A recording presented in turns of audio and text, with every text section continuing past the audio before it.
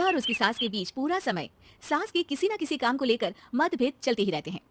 बहू, ओ बहू, जरा चाय बना दे। मुग्धा चाय लेकर आती है। ये लीजिए, और कुछ चाहिए? अरे नहीं, बस चाय पीने का मन था। जाओ तुम दूसरा काम करो। चाय पीने की थोड़ी देर बाद सास दोबारा मुग्धा को आवाज लगाती है। अरे बहू रे, ओ बहू, जरा हलवा तो बना दे, मीठा खाने को मन हो रहा है। इसी तरह मुग्धा की सास पूरा समय कोई ना कोई काम बताकर उसे रसोई से बाहर तक निकलने नहीं देती। कभी चाय, कभी हलवा, कभी पानी तो कभी दूध, हर समय खाने को चाहिए और उसके लिए अपने हाथ पे बिल्कुल नहीं लाने। परेशान किया हुआ इन्होंने। सास की जबरदस्ती परेशान करने की आदतों से दुखी मुग्धा एक शाम सचिन के साथ अपने कमरे में बैठी हुई बात कर रही होती है। सुनो जी, मम्मी जी की ये जानबूझकर मुझे परेशान करने की फरमाइशों से मैं बहुत फ्रस्ट्रेट हो चुकी हूँ। पूरे दिन में एक सेकंड का आराम नहीं मिलता। रसोई से बाहर कदम रखती नहीं कि बहू ये बना दे, बहुरी वो बना दे, अरे इनकी फरमाइशें चलती ही रहती है। अरे मुग्धा, माँ खाने की शौकीन है पर उम्र हो चली है, खुद खाना नहीं बना सकती, इसलिए तुमसे बोलती है। अरे तो शौक भी उम्र देख कर रखने चाहिए ना। समझ में नहीं आता, हर समय फेविकॉल का जोड़ लगाए सोफे से चिपकी बैठी रहती है। इतना सब डाइजेस्ट कैसे हो जाता है उन्हें? अरे तुम मेरी माँ से इतनी नफरत कैसे कर सकती हो? मैं उसे नफरत नहीं करती जी, बस परेशान हूँ। जहां मुग्धा अपने पति से ये सब बोल रही होती है, वहीं उसकी सास भी कमरे के बाहर दरवाजे से कान लगाए सारी बातें सुन रही होती है और अगली दोपहर रसोई में मुग्धा के पास जाती है। बहू, आज ना मेरा कुछ मसालेदार खाने का मन है। तो चाय बना दो, मुझे बहुत पसंद है। अरे ना, ऐसा कर लिट्टी चोखा बना ले। और हाँ, जितना मसाला बातों में मिलाकर पति को सुनाती हो ना, सब्जी में भी वैसे ही डाला करो, खाना स्वादिष्ट बनेगा। सास की बात सुनकर मुग्धा हैरान रह जाती है। मतलब अब पूरा समय मुझ पर हुक्म चलाने के साथ बंद कमरे में हुई पति पत्नी के बीच की बातें भी सुनती है। अरे बात जब मेरी थी तो सुनने में क्या दिक्कत है? ये कहकर सास वहां से चली जाती है। अरे अब तो हद पार हो गई, इस तरह से तो ये मेरा जीना मुश्किल कर देंगी। मुग्धा सास की हरकतों से परेशान उसका हल सोचने लगती है और इसी तरह कुछ दिन बीत जाते हैं, जिसमें सास का जन्मदिन आता है। मुग्धा बहुत खुशी के साथ अपनी सास को एंड्रॉइड मोबाइल गिफ्ट करती है।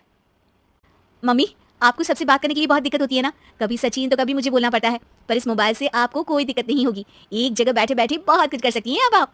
मोबाइल देख सासू माँ खुश हो जाती है, पर उसे इस्तेमाल करना तो आता नहीं, इसलिए साइड में रख देती है।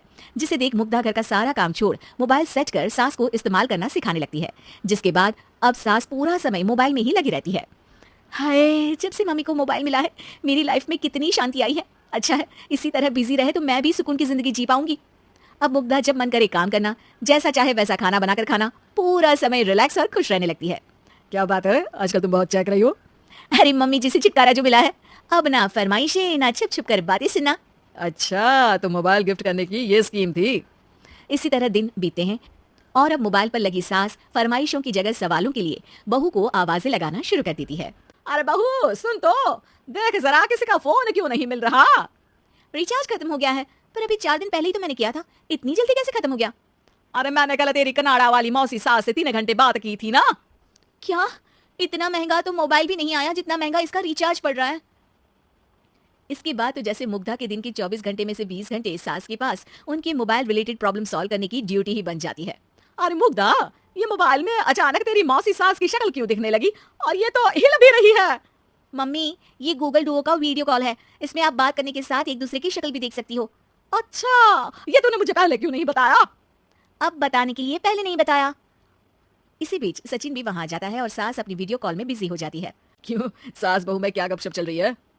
इसे गपशप नहीं, दिमाग का दही होना बोलते हैं। पर तुम तो मम्मी को मोबाइल देकर बहुत खुश थी, फिर क्या हुआ? हाँ, उसका सुकून भी कुछ ही दिन मिला। अब घर के टंटे खत्म हुए तो मोबाइल की टिंग टिंग शुरू हो गई। देखो भाई, कुछ पाने के लिए कुछ खोना तो पड़ता है। आखिर तुमने मोबाइल अपने फायदे के लिए ही तो दिया है, तो फिर सवालों के जवाब भी देने पड़ेंगे, क्योंकि जब तक उनके हाथ में ये फुंथरू रहेगा तुम्हारी लाइफ में प्राइवेसी और सुकून रहेंगे। कहने का मतलब है अगर इससे प्यार बढ़े तो दाग अच्छे हैं। अरे मुझे पहले दिन से ही पता है मोबाइल किस मकसद से दिया गया है, भूलो मत, इससे पहले मैं बातें ही सुनती थी। सास की ये बात सुनकर मुग्धा शॉक में और सचिन हंसता रह जाता है।